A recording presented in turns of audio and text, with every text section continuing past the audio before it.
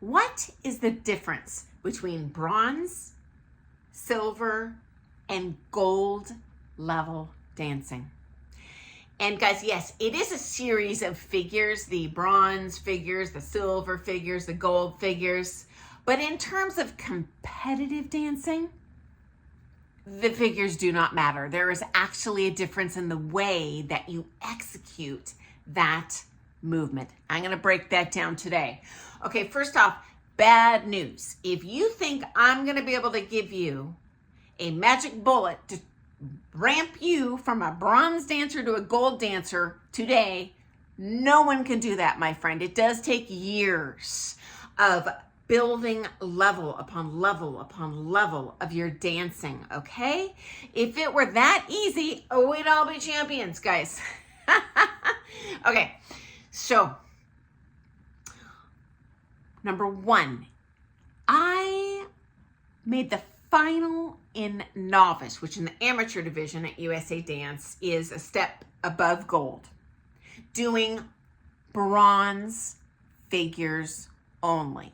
Now, yes, everyone else in that final was doing open choreo, which means it's above gold, or kind of, you might recognize it as fancy, elaborate choreography. But yeah, it's got nothing to do with the figures, guys. It is how you dance those figures, okay?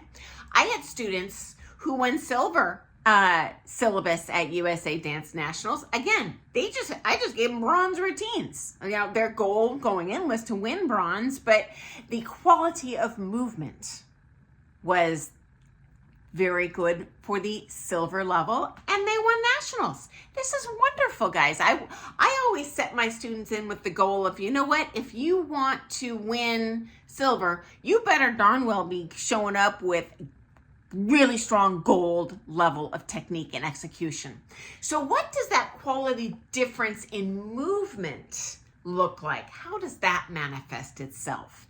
Okay, firstly, in bronze, you know, it's easier, obviously, in that you are singularly expected to execute the basics correctly. Doesn't matter what figures, but you must show, for example, correct heels or toes.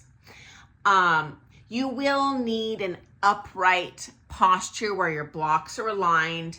So even in the higher levels, especially when the kids dance, it's really pretty an upright posture, but they don't want to see something jacked up with a bunch of broken body lines, okay?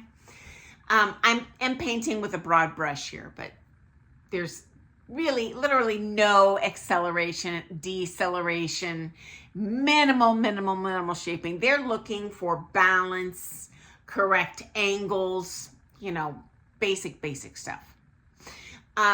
Correct timing is probably the most important, guys. You know, the good news is you are on the floor with commensurate level competitors, okay?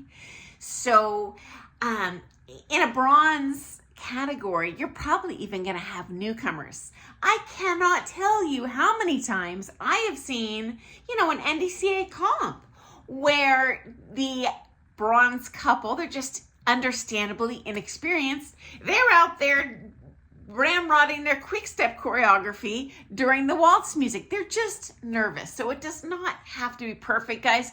It just needs to be correct.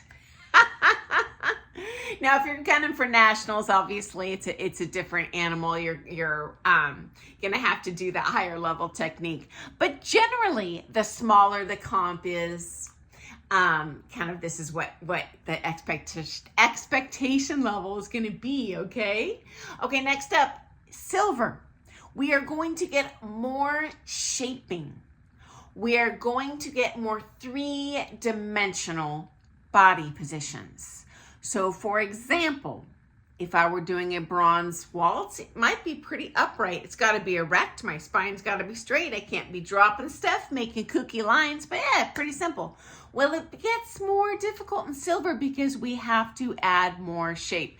This requires body torsion. Same thing in the arms with Latin.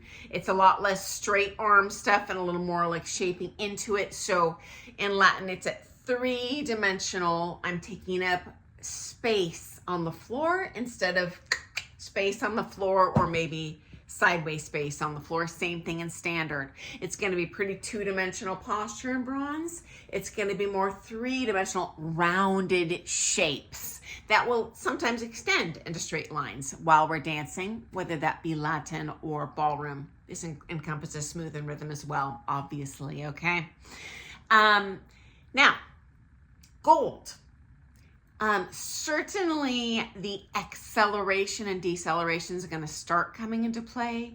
You are going to be expected, if you want to do well, to have good flight. The acceleration is certainly a huge part of that. Can't be dancing timid on that floor without power. You're just not going to get noticed at that point.